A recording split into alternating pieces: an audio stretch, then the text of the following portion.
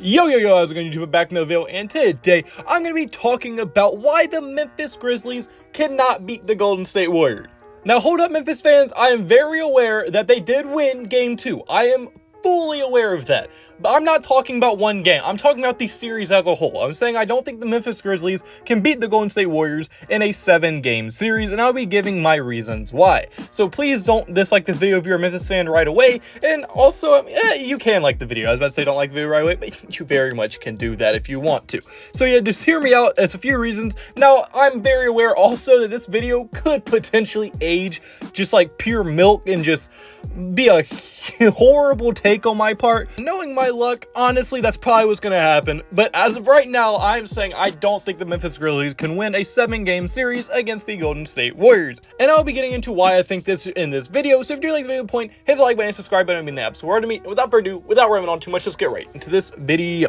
Alright, so what I mainly want to get into this video is going to be how the Memphis Grizzlies just do not match up very well with the Golden State Warriors at all. Meaning that if you look at how they match up, it just isn't in their favor in almost any circumstance. As if you look at the best players both teams have, obviously the Memphis Grizzlies' best player is Ja Morant, and the Golden State Warriors' best player is Steph Curry. Now, when you compare both of them, they're both similar players into how they are productive and why they're so good. They're both great offensive players, but neither one of them are the best on defense either. So it's pretty much offense versus offense, and I know Ja Morant just had a 47-point great game. I understand that. But unless Ja Morant's going to average 40-plus points a night in this series, if I'm taking offense versus offense, I'm going with one of the best shooters of all time in Steph Curry. Steph Curry can drop 50 any night, he can drop 30 any night, and he's probably going to average around 28 points a game this series. So if I'm taking offense versus offense, I'm going with Curry over almost any player in the NBA any night, anytime, hands down, no matter what. So Ja Morant's a great player and he just had an excellent game. But unless Ja Morant's going to do that every single night, offense versus offense, it has to go to Steph Curry, and neither one of them are going to impact the game that much defensively, and neither one of them are going to win a game on the defensive end. So it's really going to come down to playmaking and offense, and if you have to do that, I'm going with Steph Curry all the time, and for sure, I think Steph Curry wins that matchup. So the Golden State Warriors, in my opinion, have the best player in the series, and that's always important to have, because when you know you have the best player in a series, that just gives your team that much confidence. That's pretty much what LeBron has had to deal with his entire career. He's always been the best player in every series, and he just hopes that his team can be confident behind that and believe they can win just due to how they have LeBron, because a lot of those teams LeBron had, they weren't the best teams, but they had the best player in the series by far, so they were able to win the series. So that confidence that it gives your team to know you have the best player in their series goes a very long way, and Steph Curry, I'm sure, and his teammates know and think that Steph Curry is the best player in this series. And then if you even look at the Memphis Grizzlies' second best player, which is Jarren Jackson Jr., well, then that is going to cause another problem, because Jarren Jackson Jr. is extremely talented. He's a very good player, but his problem is the dude is the most undisciplined star-level player I have ever seen in my life. In the playoffs, he is averaging 5 fouls a game, and in Game 2, he fouled out. So with him going against someone like Draymond Green or Klay Thompson, two very smart, very good defenders, well, that's going to be a huge problem, because we already saw them be able to foul him out once, and I'm sure it's not going to be the last time he gets fouled out or gets in foul trouble in this series. I'm sure it happens probably the next every game for the rest of the series. So for sure, that foul trouble that Jarren Jackson Jr. gets in could easily come back to bite the Memphis Grizzlies in the ass. Now, obviously, it didn't in Game 2, but it very could have because that game was fairly close all the way down the stretch.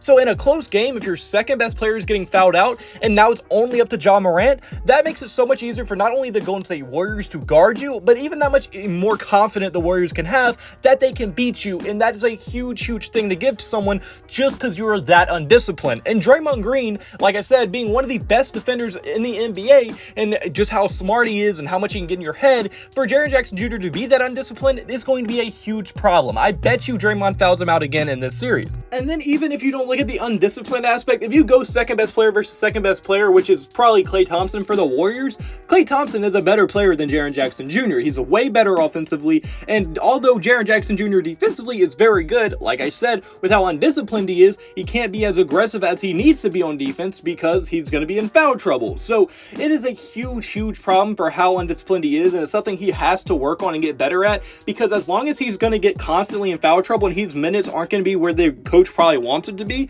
that is going to be a detriment to this team. So assuming that doesn't go anywhere and that his average of 5 personal fouls stays with him for the rest of this series, I cannot see them being able to win games when they're going to be this close and when their second best player is just not going to be in the game. So I think for sure, second best player versus second best player, they probably win that one as well for Golden State, because Klay Thompson's better than that. And if you want to say it's Draymond Green's a smarter, better defender, maybe not better defender, but just a smarter defender, smarter player, and in my opinion, impacts the game more when he's in the game, because Jarren Jackson Jr. is not able to stay in the game. So I think for sure, if you look at second best player in either Klay Thompson or Draymond, I would give the edge to either one of those players before I give it to Jarren Jackson Jr. solely due because they're going to be able to play the whole game while he's going to have to sit very valuable minutes due to his foul trouble that he is going to be in every single game. And then if you even compare it to like the next 3 up, so if depending on I'm going to say we use Draymond for that comparison because that's who Draymond's going to be guarding. He's going to be guarding Jarren Jackson Jr.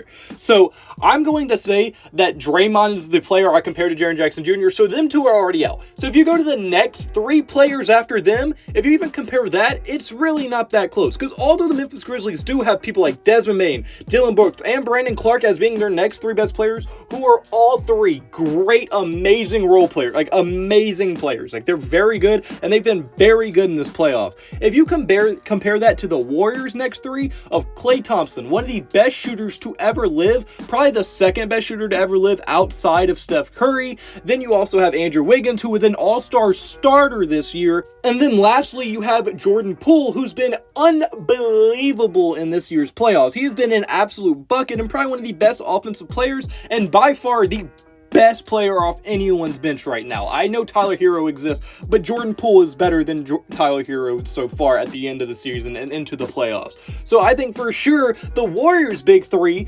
after, not big 3, but their 3 after the best 2 players is for sure going to go to the Golden State Warriors. And even if you don't want to say Klay Thompson, say, yeah, I was just comparing second best player to second best player, and Klay Thompson and Jarren Jackson Jr. there, and Klay Thompson wins that. You still then have Draymond Green, one of the smartest defenders in the NBA and still one of the best defenders in the NBA. Then you have Jordan Poole and Andrew Wiggins still. So I would still give that to the Warriors' big 3 after the first 2 best players. So I think for sure that the even Warriors, when it comes to the first 5 players, if you look at all the matchups, the Warriors win it every single time. That's just because of how deep and how well built the Warriors are. And that's the biggest reason that the Memphis Grizzlies don't match up. Because one of their biggest strengths, obviously they have Ja Morant, who's a great player, one of the best players in the NBA, and he's why they are so good. But the reason they were able to win so many games when Ja Morant was injured is because of how deep they are and how quality their bench is.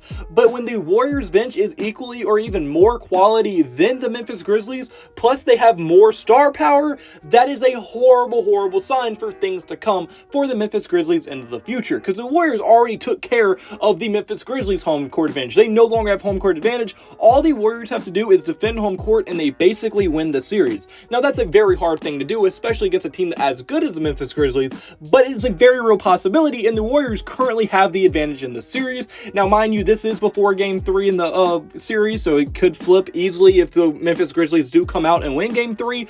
But if the Warriors win it, there's going to be so much pressure on this team, and it's going to be very hard for them to do anything. It's just going to be very hard for them to win the series as a whole because of how they match up. Strength versus strength, star power versus star power, the Warriors win it every single time. And then even if you want to go even deeper onto the benches, it gets even worse. This is where it really starts to get bad, because then at that point you have guys like the Memphis Grizzlies don't really have another 3 extremely solid players after those first 3 I mentioned. And then after that, the Warriors still have players like Otto Porter, Kevon Looney, Damian Lee, Jonathan Kuminga, Gary Payton II if he's healthy, and then Andre Iguodala as well if he is healthy. And then compare that to what Memphis Grizzlies would have, which would be like Xavier Tillman, Tyus Jones, DeAnthony Melton, John Cockner. Like, those players just simply do not compare to what the Golden State Warriors have. And as you go deeper and deeper onto the depth chart, it just gets worse and worse matchup wise for the Memphis Grizzlies. And that is a huge problem due to how they usually win games, which is just being super deep, having a great bench, great role players, being able to be better than the other team's good role players. But that's just just not the case for the Warriors. And then on top of that, like I said, usually Ja Morant in almost any series ever is going to be the best offensive player on the court, but that's just simply not the case when you have Steph Curry on the other team. Plus, the chemistry's been there way longer than the Memphis Grizzlies. Like Steph Curry, Klay Thompson, Draymond, and even Kevon Looney at this point has been on the team for so long. Jordan Poole has so much experience starting due to all the injuries Golden State has suffered the past few years. So, I mean, this team has so much chemistry, so much confidence in themselves. It's going to be almost impossible for a Memphis team who isn't as deep as the Warriors, and their star power isn't there yet either. I just don't see them being able to win this series. But unfortunately, guys, that's my first video. So comment below, do you agree with me? Do you think Memphis is going to struggle to win this series? Who do you think is going to win this series? And how many games? I really want to hear your thoughts in the comment section below. If you like the video, point, hit the like button, subscribe button, it would mean the absolute word to me. And I hope you have a blessed day, have a blessed day. So you need to have a blessed day. All glory to God. See you in the next video. Goodbye. Boo. Blah.